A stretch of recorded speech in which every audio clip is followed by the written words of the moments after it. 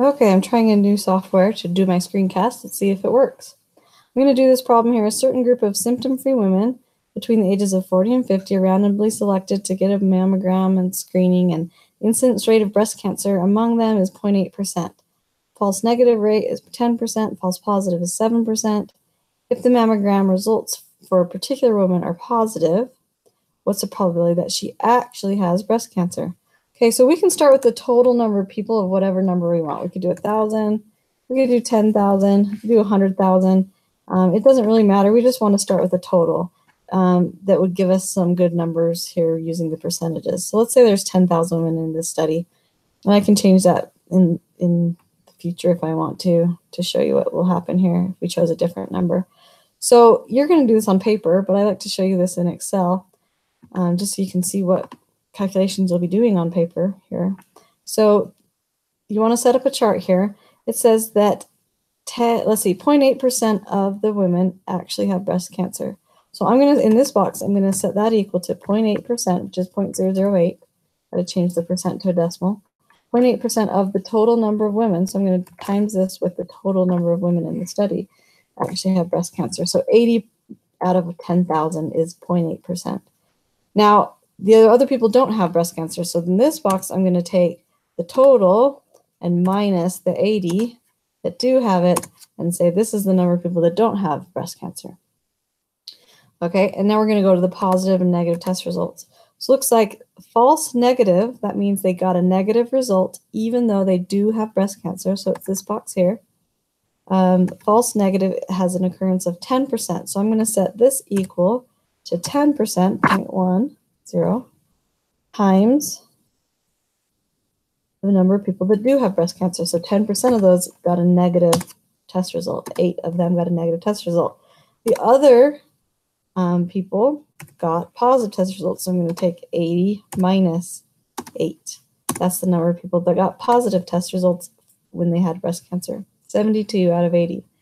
Okay, a false positive, that means they got a positive even though they don't have breast cancer, is 7%. So in this, I'm going to say 0.07, that's 7% of the number of people that don't have breast cancer. So this total here, whoops, I need to do an equals in front of that. Times it with this box here. So 7% of this number here is going to give me the number of people that got a positive test result even though there's no breast cancer. Now this is a decimal and you can't have a decimal number of people. That's because we started with 10,000. If we would have started with a bigger number, maybe 100,000, we wouldn't have got a decimal here. But it doesn't matter when we're just going to be dividing numbers in the end anyway to get a percentage. Okay, well the number of people who got a negative test result when they didn't have breast cancer must be the other people. So I'm going to take the total minus the number of people that got a positive. And that's how many people got a negative test result. Hold on, let's see here. Yeah, I don't know why that's not a decimal here. Must have just rounded it. 7, okay. And then this total is just going to be the sum of the two above it. So plus this one. And this is going to be equal to this plus this one. And these two should add up to 10,000. Looks like they do. This must be a rounded number. I'm not sure why that rounded. Okay, so now we have the whole table filled out. We just need to find what's the probability that she has cancer given, that's this up and down line, they got a positive test result. So I'm going to find the box that has both of these in it. Cancer, and yes, positive result. That's the number 72. That's my first number in my fraction, 72. And I'm going to divide it by whatever is the given total. So given it's a positive result, I'm going to divide it with that given total, 766.4. And that will be, if I make that into an equation here, it will tell me what the answer is. So about if I change that back to a percentage, about 9%, a 9% chance that they actually have breast cancer given that they got a positive test result.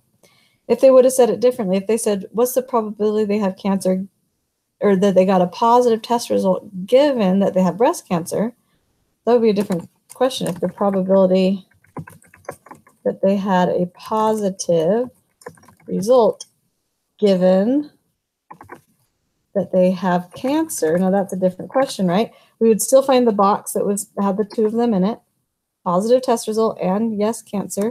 We would start with 72 on top. But this time we would be dividing by the given cancer, the number of people that have cancer, and that would be 80. And so if we found out what that number was, let's see, I have to put it equal in front. Okay, then that would be a 90% probability that they have a positive result given that they have cancer. So those are the two different questions. You got to be very careful about which one you're being asked so that you divide by the right number. So you always want to divide by the given categories column or row. So if the given is the cancer, we would be dividing by this total here. If the given is the positive result, we would be dividing by the total down here. I hope that was helpful. And send me more questions as you have them.